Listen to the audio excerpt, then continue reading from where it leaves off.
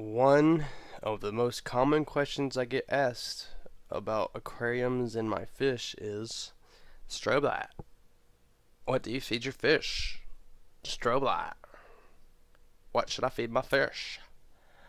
Well, there's a bunch of different answers to that. What's up, YouTube? This is Strobelyte back again with another video, and today I'm going to talk about fish food. Exciting, right? But you know what? Enough with this tank. We're going to give fish some love. Oh. Fish isn't feeling too well, looks like. He's just taking a nice little rest. But yeah, guys, if you have a betta fish and you notice that he likes to lay down on the ground or maybe lay up in his hammock a lot, those guys aren't the strongest swimmers, so they do have like their periodic rest or naps, however you want to put it. So they can be up and swimming around 1 second, and then you turn back around, they'll be resting or napping or whatever on their leaves or on their rocks or wherever they prefer. I think he likes it right there because there's just enough airflow. Not airflow, it's water. It's water, Strobelyte. He has just enough water flow, like just right. And it's kind of under some leaves and stuff, makes him feel like he's safe. But anyways, back to the topic at hand. We'll just do it on this one because fish doesn't want to be active and whatnot. There's a little baby fish. She really likes that snail for some reason. I don't know why. But one common question I do get asked is, what should I feed my fish? And it all depends. It all depends on what life stage your fish is and what kind of fish your fish is. So for instance, well, obviously all these fish are almost adults except for the little baby. Where'd she go? Oh well. She's more of a juvenile. She's almost fully grown. But let's say like you have baby fish, like really baby fish. They can be considered as fry. They can only fit certain things in their mouth, and it's usually almost microscopic organisms. So one of the most popular things to feed them would be like brine shrimp, which are little crustaceans that float around the water, that are in salty water, hence the term brine. Daphnia. Daphnia is a good one to feed them. There's things called vinegar eels that aren't really eels, but they're kind of like insects or something, I think. I'm not sure. I'm not entirely sure about them. And saltwater, like good thing to feed baby fish is maybe like some rotifers, which is a almost microscopic saltwater organism, as well as brine shrimp. You can't really go wrong with brine shrimp. Let's just be honest. It's a really good one to feed them. It makes them really pink too, your little babies. But yeah, that's a good thing to feed your juvenile fry. I know there's different species that eat different things, so maybe some, if you just have some allergy for some herbivorous fish, there we go. I could speak English today.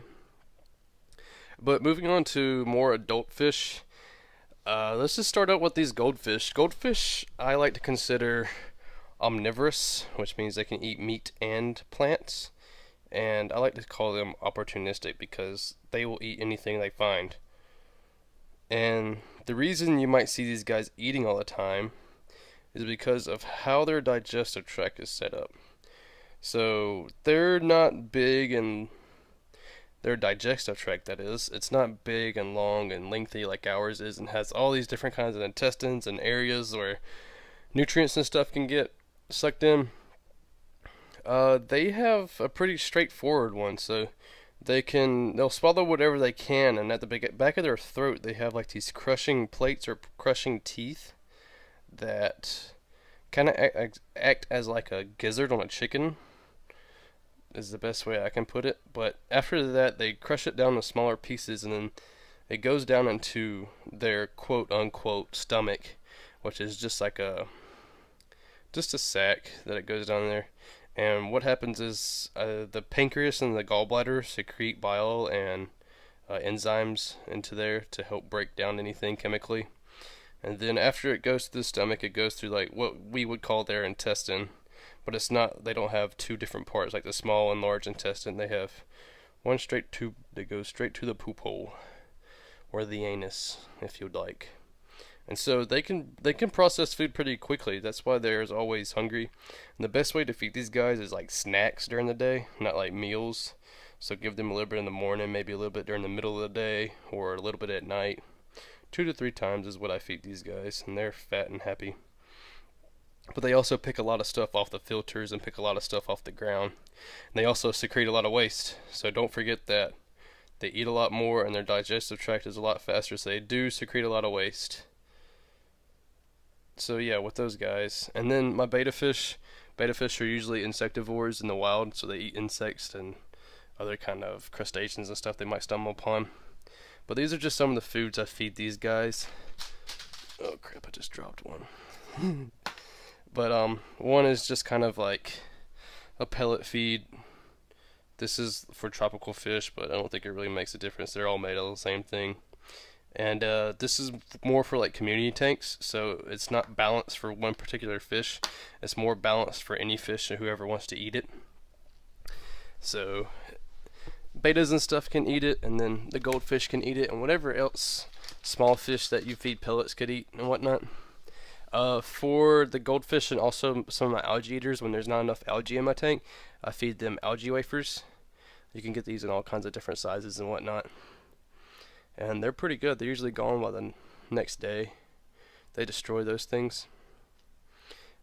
I started off with like these little betta pellets for fish, and they're practically the same thing as my community pellets, made of almost the same thing, which is pretty much dead fish. The ultimate truth. But they're a little bit bigger for his mouth. It makes him fill up faster. And they're alright. I mean, your betta probably doesn't prefer it, but they're good different things. But what I like to do with my fish is change up their diet. So I might give these pellets to them one day, and then let's say I might give them these bloodworms. They love bloodworms. Everybody loves bloodworms. Anybody that can fit these things into their mouth and they're carnivorous, they love them. And some other days I might feed him the pellet. And it's not bad for you to fast your fish as well, because if you feed them every day, you run the risk of overfeeding them, which can lead to swim bladder problems. And I like to fast my fish maybe one day a week, just to keep them healthy and make their digestive tract regular so they can keep passing things. Oh, one quick tip about betta fish keeping is when, look at him, he's all posed up, is whenever they have like swim bladder problems. Hang on, let me get the lighting. There we go. Whenever they're having like swim bladder problems, you can tell because they'll be kind of like floating on their sides up here at the top. And whenever they try to swim down, it's like they have a balloon or something tied to the end of their tail. So it looks like they're always trying to get pulled up. And one good thing to do, sometimes I feed them these, or like a piece of a pea, and it kind of speeds up their digestion, and so they pass whatever that is stuck in there through, and then they'll be back to normal in a couple hours. If not, you can always wait it out, but that might take 2 to 3 days. But yeah, you can do that real quick. But what it all boils down to is feeding your fish is you need to look at the history of your fish and what they feed on in the wild, if they come from the wild or if they're bred like these, like the goldfish in captivity. You need to read up on their life history and see what they like to eat, because it all boils down to what species of fish you have and what life stage that the fish is at. So they can be from little herbivores to big old carnivorous fish, maybe like cichlids or grouper if you have saltwater aquariums or whatever. But I would highly suggest to do your research on your fish to see what they like to eat, and then just go from there. Those are just a couple examples that I have that I like to feed my fish. This one is just quick and easy. This one just covers my herbivores in my tank, and this one just keeps everybody happy, and it's like a dessert almost. I don't feed this regularly, maybe like once a week or twice a week or something, but they love these.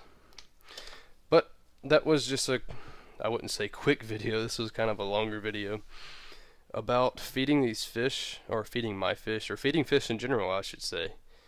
And I mean, diet is important to everyone, including us. And I hope this helped you out a little bit about if you were confused about what you wanted to feed your fish, or what should I feed my fish, or whatever. And I hope you enjoyed it, and I hope you learned something. And if you did, please like, favorite, and subscribe, please. I'm always here trying to post some good videos. Any questions you have, you can post it down in the comments, and I'll try to answer them as quick as possible and to the best of my ability. But that's it for today. And again, I hope you enjoyed, and I hope the rest of your day goes well, and I hope the next day goes well as well, and the next one, and the next one. But I hope you all have a good day, and I'll see you next time. Bye.